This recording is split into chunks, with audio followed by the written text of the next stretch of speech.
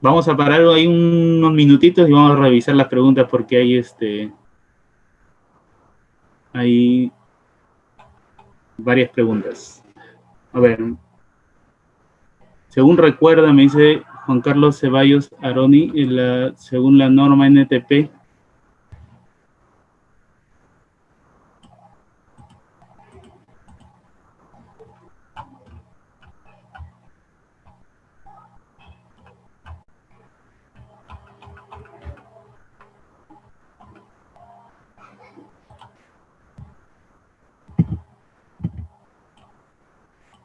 a ver, no que se me fue. Según la norma NTP 400.037, el agregado fino es el pasante del tamiz 3/8. Bueno, el agregado fino, según la norma de agregados para según la STM, sería el que, como, como le decimos, el que pasa el tamiz 4.75 milímetros y es el retenido en el tamiz de 75 micros. Es según lo que está en la norma. No sé si de repente habrá variado, o sea, a lo que recuerdas, Juan Carlos, pero a ver, lo vamos a revisar, pero lo que tengo es el dato actual de cómo está figurando en la norma. ¿Cuál es el aditivo para incorporar aire a la mezcla? Sería el Lycret. Son aditivos que te incorporan para hacer ese tipo de concretos aligerados, ¿no? A ver, ingeniero, ¿sale de planta con una cantidad de agua en obra o agrega más agua? John Quevedo pregunta. En realidad, o sea, lo que recomiendan todos es, o lo que recomendamos desde el punto de vista de ingeniería es tratar de que no se agregue más agua fuera de lo que se diseñó en planta. Pero generalmente, o sea, si es que se tiene un control, se suele agregar y en cierto tiempo y por una sola vez una cierta cantidad mínima de agua para lograr recuperar algo de trabajabilidad, ¿no? Eso se llama el agua revenido, o sea, y eso pasa cuando suelen haber algunos retrasos en la entrega o bueno, por un tema de transporte del concreto. El agua retemplada, ¿para qué tipo de estructura no está permitido? Yo diría, en realidad, lo que debemos tratar es no usar el agua retemplado, porque te puede variar mucho el tema de relación agua-cemento si no tienes el control cuidadosos, ¿no? Porque quién es el que te va a usar el que va a echar el agua de retemplado generalmente es el operador de mixer. Entonces, si tú no tienes mucho el control en esta etapa, lo que puede pasar es que hagas una variación muy fuerte de tu relación agua-cemento y lo que te va a ocasionar es eso, es un deterioro de la resistencia que tú habías de tu concreto, que generalmente va para menos. Pues lo que se recomienda es no usar este tipo de procedimiento en lo más que se pueda. Ahora también se están usando las mesofibras. Eso sí no, bueno, no sé si se refiere a las microfibras, pero en realidad las micro y las macrofibras sintéticas y también las metálicas ya llevan un buen tiempo usándose. En el tema de Chocrit ya tiene buen tiempo las metálicas y ahora lo que está ingresando, lo que se está tratando o la tendencia del mercado por las propiedades que se puede tener, es más que todo a migrar ese tipo de fibras, en el Chocrit estamos hablando, hacia las fibras sintéticas, ¿no? ¿Por qué? Porque te dan, en varios aspectos te dan más, como que más beneficios, porque la dosis, por ejemplo, es menos, ¿no? La dosis hablamos en uno entre 25 a 30 y en el otro estamos hablando de dosis hasta de 6 kilogramos en promedio por metro cúbico en la sintética. Entonces por ahí empieza a tener en el tema de transporte, en el tema de flete, de manejar, de mezcla, también hasta de durabilidad, ¿no? Porque el acero tiene un problema que se corrode. Entonces, por ahí es donde está ganando más el tema del uso de la fibra sintética.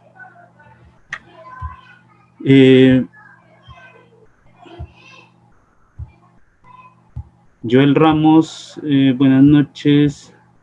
¿Qué ensayos para el agua sería necesario especificar en un expediente técnico de un puente? Bueno, eso básicamente, o sea, si hay algún requerimiento específico, lo va a poner en el expediente técnico, el requerimiento de esa construcción o obra. Generalmente el agua que te permite usar la norma es, bueno, si tú tienes disponibilidad de agua potable, esa es la que no tienes que hacerle ningún ensayo. Ya, pero si hay alguna variación, lo más recomendable y seguramente en el expediente va a figurar, te va a referir a esa norma técnica de la que hemos conversado hace un momento, ¿no? Para que tú compruebes que no vas a tener ese problema que pueden ser presencia de cloruros, sulfatos y materiales alcalinos, etcétera. Pero generalmente, o sea, si hay disponibilidad de agua potable, no te va a requerir nada. Si hay alguna variación, el expediente técnico te lo va a poner, te lo va a demandar. Edward Walpamaita nos pregunta si se puede usar agua con cemento para poder ayudar en el concreto de trabajabilidad del concreto. Se puede usar agua con cemento para poder ayudar en el proceso de trabajabilidad del concreto. No le entiendo muy bien la pregunta. Es como usar una lechada de cemento, ¿no? O sea, entendería eso de la pregunta.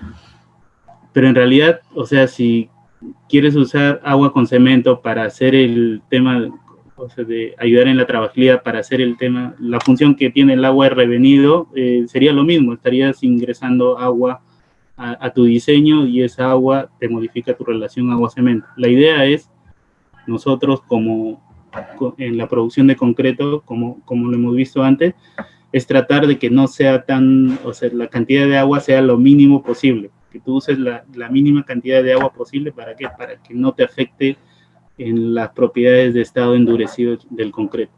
Ese es el punto que está relacionado a la durabilidad y es la tendencia actual del mundo de la construcción, a tener mucho control en esa agua que ingresan para hacer el concreto. Juan Carlos Ceballos Aroni, trabajar con cemento por performance no sería un tanto riesgoso en un país como el nuestro debido a la informabilidad en la construcción, debido a que los cementos como los GU por aquí en Arequipa les agregan gran cantidad de puzzolana, ya que en esta norma no tiene restricción como lo tendría el 1P. Entonces en las construcciones informales los maestros usan estos cementos, aparentemente más baratos, pero obviamente van a tener menores resistencias a la compresión. Muy buena pregunta. Está un poco larga, pero en realidad, o sea,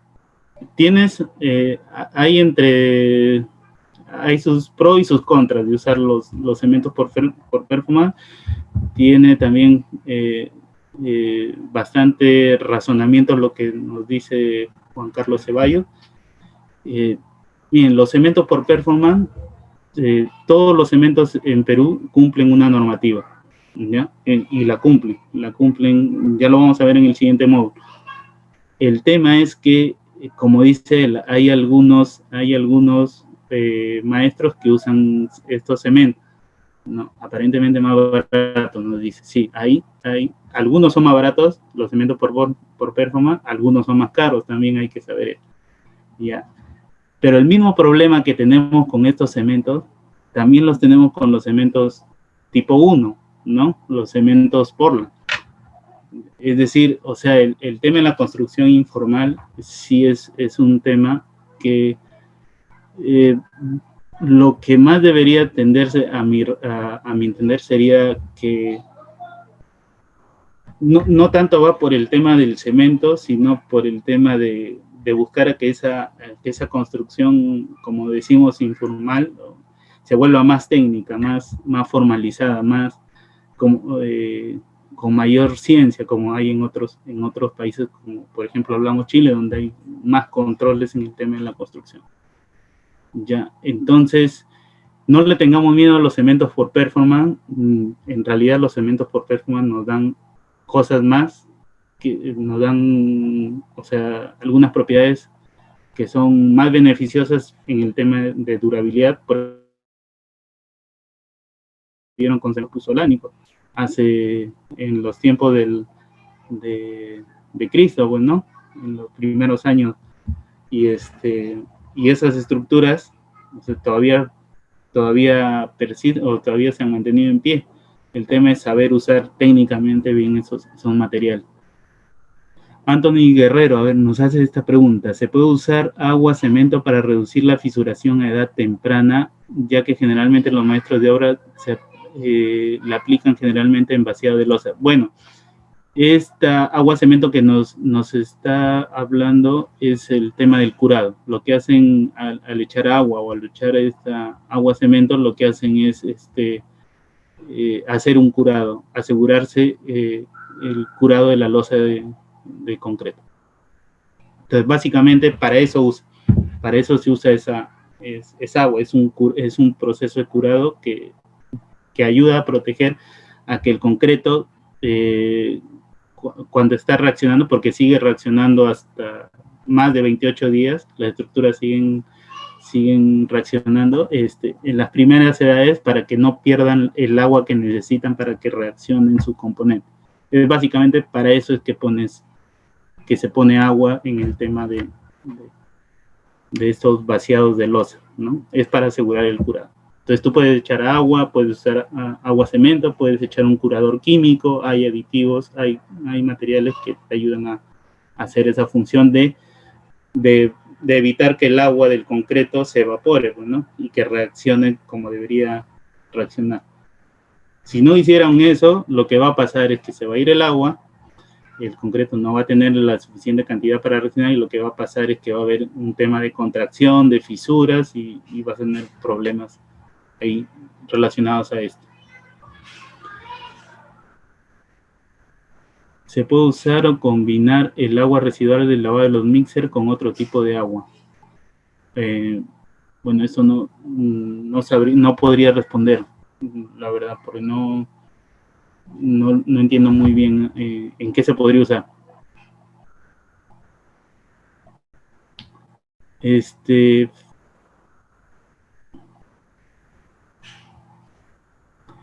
Ya, bueno, acá hay otra pregunta también. Esto creo que lo van a ver mejor en el diseño de mezcla, ¿ya? Pero acá nos hace válido aumentar la cantidad de cemento al diseño para llegar a un menor tiempo a la resistencia deseada. ¿Tiene esto algún riesgo?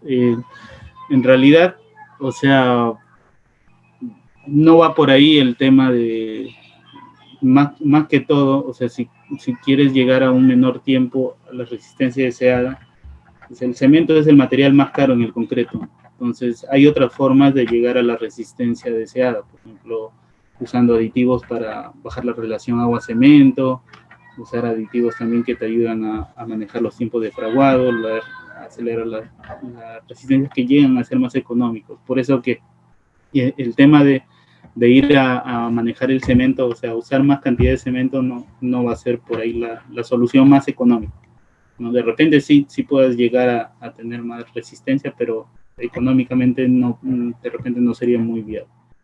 Bueno, entonces continuamos con los últimos dos temas del primer módulo. En este tema que vamos a ver va a ser básicamente desde el punto de vista del tema de los materiales. Vamos a ver cómo es el rol fundamental que cumplen los materiales en el concreto. La idea es que ustedes se lleven una idea con esto de cómo es que afectan las propiedades de cada uno de los materiales en el comportamiento del concreto. Esto es lo que vamos a ver en este tema y en el siguiente también. Entonces, los agregados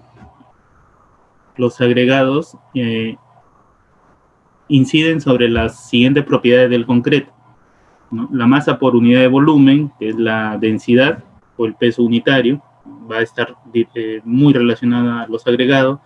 El módulo de elasticidad, o sea, el comportamiento elástico, la capacidad que tenga también para resistir impactos, también está relacionada a las propiedades de los agregados. Los coeficientes térmicos y también que los agregados restringen los cambios volumétricos por contracción, ¿no? Me ayudan a mantener estos cambios volumétricos, sobre todo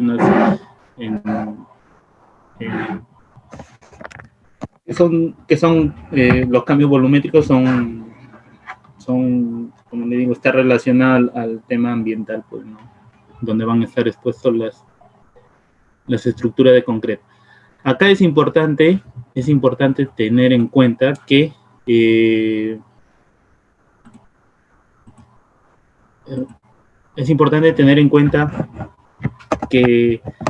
la forma y la textura, como hablamos antes, va a afectar la resistencia a la interfase y la resistencia a la flexión del hormigón, ¿no? Es distinto hablar de una textura que sea redondeada, lisa, de un agregado como una grava, a una textura que sea áspera, ¿no? Con rugosidad, que va a ayudar a tener un anclaje físico con la pasta de cemento, ¿no? De hecho, que los que tengan un mayor anclaje van a ayudar a tener una mayor resistencia. Entonces, esto es lo que habíamos conversado antes. Otra cosa que también es importante es la distribución de tamaño de partículas. La granulometría debe ser tal que permita el menor contenido de vacíos, ¿no? Entonces, la gradación de los agregados va a ser muy importante, ¿no? Es decir, si yo pongo agregados, por ejemplo, todos muy gruesos, lo que va a pasar es que voy a tener mayor espacio vacíos, mayor huecos, que en un agregado en donde tenga gruesos, finos, muy finos. Entonces ahí los muy finos me van a ayudar a tapar los espacios que hayan entre los agregados muy gruesos. Pues por ahí va la idea. Entonces, no es que yo tenga que usar los agregados todos muy gruesos, yo tengo que usar las granulometrías óptimas para que me maximicen o me minimicen el contenido de vacío. Ahora, ya hablamos del refuerzo, de los agregados. Ahora, la matriz, la pasta de cemento. La matriz es un sólido muy complejo que ocupa aproximadamente un volumen de un 25% en el concreto. Básicamente, la matriz de cemento, lo que va a tener influencia es en la resistencia a la compresión, las deformaciones volumétricas y la estabilidad química. Esa es su principal función de la matriz, ¿no? Y unir al refuerzo, ¿no? Embeber al material de refuerzo. La pasta de cemento endurecida está compuesta por, o sea, el cemento, la pasta de cemento cuando reacciona y se endurece, se compone por sólidos que son entrecruzados. Estos sólidos, como pueden ver acá, esta es una micrografía, no son todos iguales, pues, ¿no? Están los silicatos de calcio hidratado, están los hidróxidos de calcio, los sulfoaluminatos, y estos sólidos como que reaccionan y se unen y hacen una red, hacen una malla, hacen una red pero muy fuerte, ¿no? Seguro habrán escuchado hablar del gel CSH. Eso es lo que se busca al hacer reaccionar un cemento, es el mayor contenido de ese gel, de silicato de calcio hidratado. Mientras mayor contenido de ese componente o esa fase tenga, tu pasta de cemento va a llegar a ser más resistente. Pero también tenemos cemento que no reacciona, ¿no? Por A o B motivos, por cantidad de agua, por otras cosas, hay cemento que no va a reaccionar. Por granulometría del cemento, también hay cemento que no va a tener esa capacidad de reaccionar, y a las finales va a quedar ahí en la estructura, en la pasta de concreto, ¿no? En la pasta de cemento, ¿ya? También va a haber poros interconectados en la pasta. Van a ver, como vimos antes en la primera figura, van a haber macroporos, poros capilares, poros de gel que son ya de tamaño nanométrico, también va a quedar en la pasta de cemento agua o solución alcalina, ¿no? Va a haber un agua que no está, o sea, que no va a salir y va a permanecer dentro de la pasta. Es un agua que está ligada químicamente a la pasta de cemento. Esa agua no se va a ir. ¿Cómo evoluciona la pasta de cemento? ¿O cómo reacciona? En un primer momento, o sea, cuando se produce la mezcla, cuando reacciona el agua con el cemento, se tiene un periodo durmiente, o sea, no reacciona, está en un estado trabajable. En este estado, la mezcla se puede transportar, colocar y compactar en el elemento en forma homogénea. Luego comienza a adquirir una cierta rigidez, o sea, después de un tiempo se empieza a endurecer, ¿no? Ahí ya no se puede trabajar. Esto se le denomina el fraguado, el inicio de fraguado, hasta que finalmente esa pasta ya no es una pasta, sino se conforma en un sólido rígido. Esto se denomina el fin del fraguado. Sin embargo, ya una vez que está en estado rígido, lo que va a pasar con esta pasta es que va a seguir reaccionando internamente, va a seguir en progreso reacción de hidratación con el transcurso del tiempo y en presencia de agua, con un curado apropiado, va a seguir disminuyendo su porosidad y va a seguir logrando aumentar su resistencia. ¿Qué factores se tienen en una pasta de cemento? ¿O qué influye? La edad y la temperatura. La edad del cemento, la temperatura ambiente, la temperatura en la que está, ¿no? Otra cosa, la relación agua-cemento. Es muy importante, ya lo estamos viendo. Mientras menor sea la relación agua-cemento, es mejor para el concreto. ¿Qué más va a influir en la evolución de la matriz? Es la química del cemento, la composición mineralógica del cemento, la composición química del cemento. En el siguiente módulo lo vamos a ver mejor, así que no voy a andar acá. La finura del clínker también es algo muy importante, también lo vamos a ver más adelante. Los aditivos químicos que tenga el cemento y que tenga el concreto, porque el cemento también lleva aditivos químicos para su producción. Las adiciones minerales también van a influir dentro de la matriz. Ahora, algo muy importante. Ahí ven una micrografía de un concreto, ¿no? La fase continua, o sea, es como una foto microscópica de un concreto, ¿no? Acá la pasta de cemento es lo que está blanco, ¿no? Es toda la matriz. Los oscuros son los agregados, pero hay una zona de transición, una interfase, ¿no? Que es la interfase pasta-agregado, o sea, es la zona de unión entre el agregado y la pasta. Entonces, en el concreto, esta interfase, esta zona, es la más débil, ¿no? Es la menos resistente y es la que tiene más poro que las propias fases que las otras dos fases, ¿no? Es más débil, menos resistente, más porosa que las fases que la componen, que el agregado y que la pasta misma. Entonces, la falla, la rotura, generalmente va a ocurrir alrededor de las partículas del agregado grueso por baja adherencia. Es decir, es un problema en la interfaz. La interfaz es la que va a ser más susceptible de fallar, de ser atacada. La adherencia se debe a efectos físicos y mecánicos y en algunos casos involucra alguna reacción química. Entonces, acá tenemos voy a poner el puntero de nuevo, y acá tenemos el agregado, acá tenemos la pasta, ¿no? En la pasta generalmente está esto de acá, que ven el gel CSH, que es lo que se busca lograr en una reacción de cemento, ¿no? Tenemos el CH, que es un hidróxido de calcio, que es un subproducto de la reacción del cemento, y tenemos la estringita, que también es un producto de la reacción.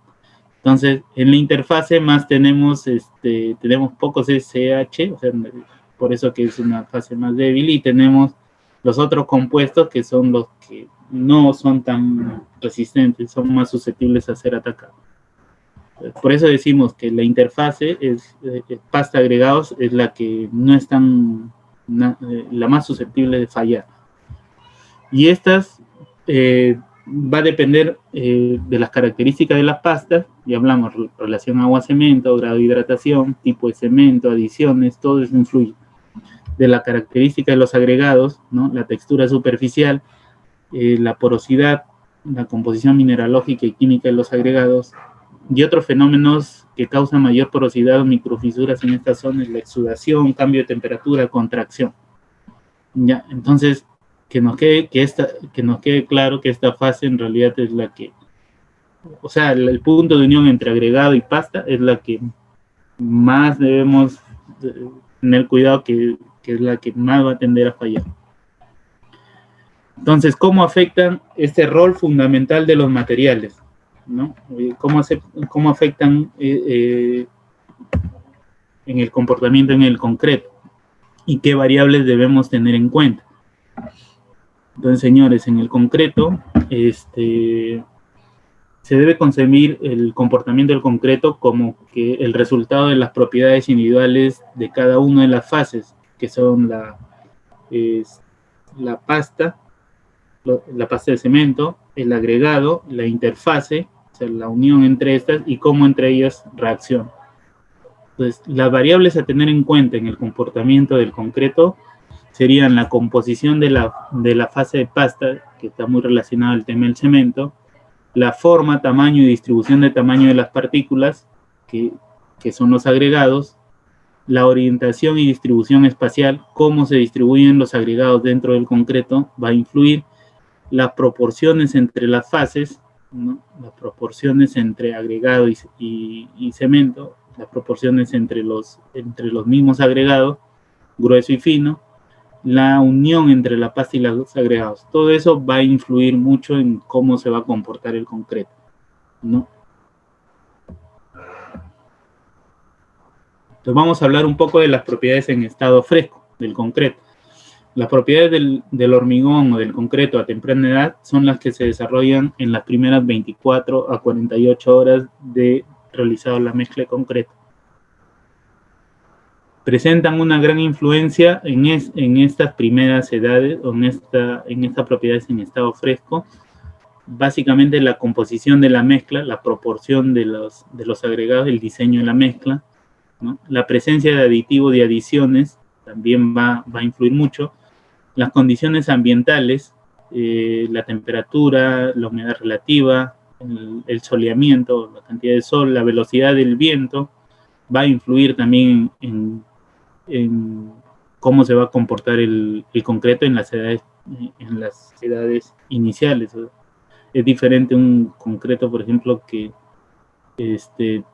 hagamos en una zona donde no hay mucho viento, a otra, por ejemplo, en Paracas, que hace poco estuve en un proyecto por ahí, ¿no? El Puerto Paracas, donde la velocidad del viento es muy fuerte, y lo que va a pasar es que vas a tener problemas con el tema de la exudación, de la evaporación del agua también, y hay que cuidar, o sea, las condiciones te van